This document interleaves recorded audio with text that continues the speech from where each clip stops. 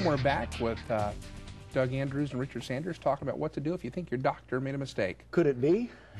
It's happened, I'm sure, once or twice. Sometimes.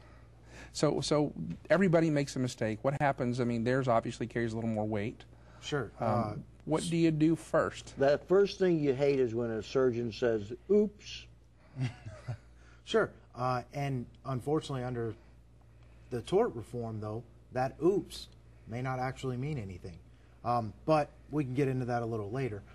As far as the first thing you should do is you should probably contact an attorney. I usually ask people, though, as soon as they call me, explain the situation, say, hey, what did the doctor say? Have you been back to the doctor? A lot of people get procedures done and they're, not happy or they're still in pain. They're afraid to go back to their doctor and talk to them. But I usually recommend going back to the doctor, asking the doctor what happened, and see if he can explain why you're feeling the way you are. Can you get damages for any mistake they make, or does it have to be fairly serious? Well, unfortunately, not every mistake is actionable. Under the state of Georgia, in the code section, it defines what medical malpractice is. And it's basically a medical professional falling below the standard of care. Just because you go in for surgery and something happens, there's a complication, it doesn't mean that the surgeon was necessarily negligent. So every mistake is not actionable.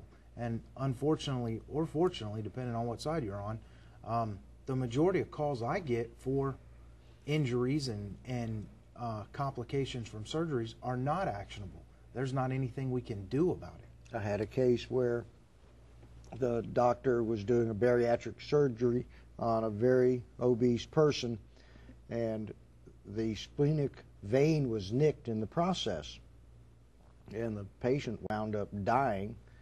And the harm, the malpractice, was not in nicking the splenic vein causing him to bleed. Everybody makes mistakes, and that's a common thing that happens. You nick the wrong vein. The fault lay in ignoring the symptoms that he was internally bleeding to death.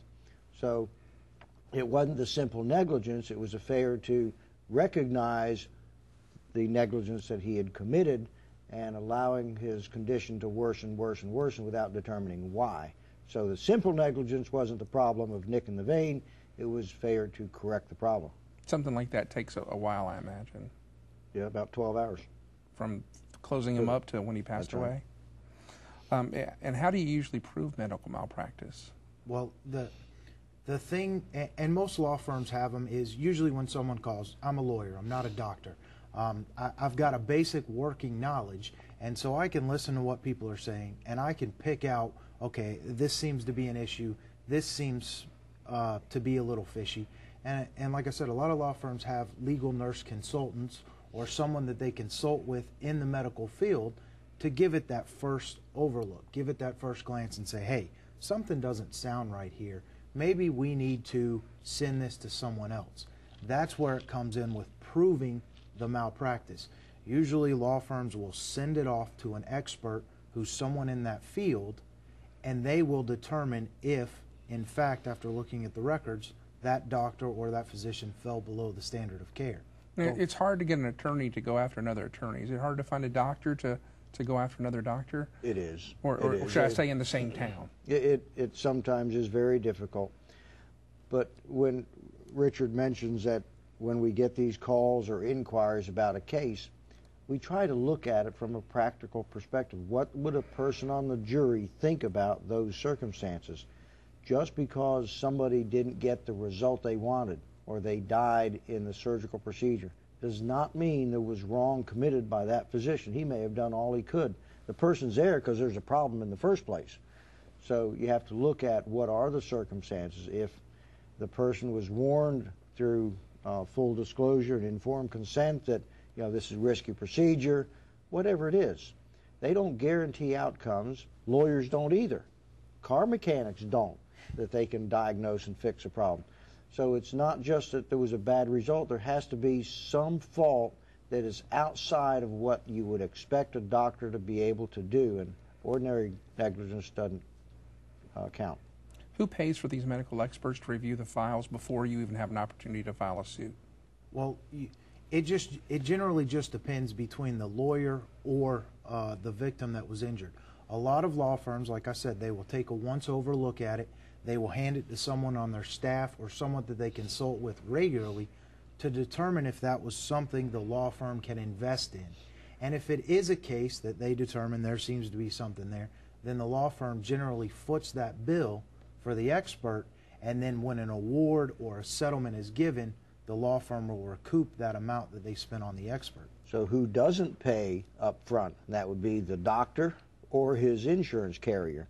So if you want to pursue that issue to see if there was serious, wrongful medical care given, somebody's going to have to pay an independent medical expert out of pocket to do that research for you and examine the case. Do you always sue the physician, or sometimes it could be a problem caused by a surgical tech or a facility or bad equipment? Sure, absolutely. And there's a slight distinction between ordinary negligence and then malpractice. And the difference is what's called a professional act. So if you're just at a hospital and you slip and fall, well, then you can sue the hospital under ordinary negligence. If you're in surgery, you can sue the surgeon. You may be able to sue the tech and as well as the hospital. And ultimately, the goal is to make that person whole. So you need to go where there's money to make that person whole.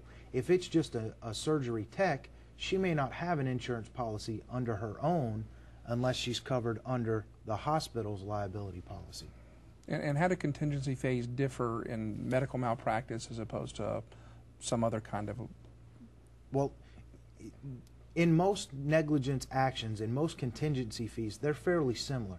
The difference with medical malpractice is you're automatically looking at that expert fee right away that's coming off. So a contingency fee is basically the attorney saying, hey, I'll take your case, I'll invest in it, I'll work for free on your matter, I will basically put this money up front to get that expert opinion, and then I will take a certain percentage for my fee as well as a certain dollar amount to reimburse me for those expenses that I paid up front. Well, these expenses can be huge. You can spend minimum $50,000 for experts to build your case, and it can be as much as $200,000, $300,000 in expert witness fees, because the doctor and his insurance carrier and the hospital, they will hire their own experts as medical review personnel to give their opinion whether it was outside the standard of care, if the doctor fell way below that or not. So it can get expensive, and a lawyer that pursues that and comes out with no judgment, if they find for the doctor that it was just ordinary negligence, that's a lot of money to have invested, and so those cases are pursued only if it looks pretty clear. So that kind of guts the idea that there are, quote, frivolous lawsuits, because there's too much at stake for that. Yeah, I read some of the people who were talking about tort reform, and it seems to really put a crimp in people who are legitimately hurt. It does. And my philosophy is, when you file a suit, you're going to have a doctor on your side saying that other doctor messed up.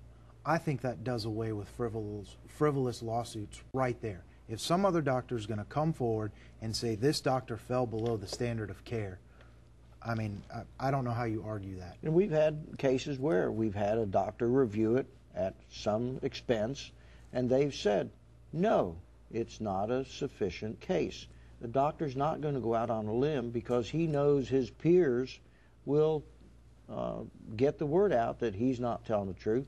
So there is that check and balance with the doctor reviewing it, and they are not hesitant to say, you've got no case. Okay, so you need to be careful who you elect to public office sometimes. Okay, Absolutely. we'll be back with more Gene Brooks of Your Mail right after this.